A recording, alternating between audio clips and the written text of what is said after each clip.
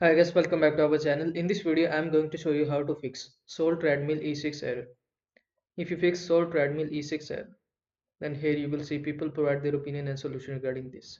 One people says that we just bought our today, some exact thing it clicked when you try to start it, then showed the E6 error code. Did you get your fix yet?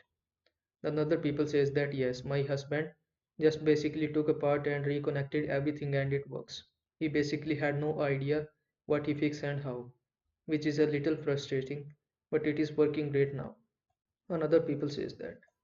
So he just unplug all the connectors and plug back in. Did yours do the same thing as mine? Everything seems to work fine until you hit start. Then it count down and as soon as the motor is supposed to start, it clicks, then give the E6 codes. So you will need to try is reconnecting everything from your Soul Treadmill. Hopefully this will work for you and hopefully your problem will be solved after that. I hope this video was helpful to you. Make sure to like this video and subscribe to my channel for more this type of content. Thanks for watching.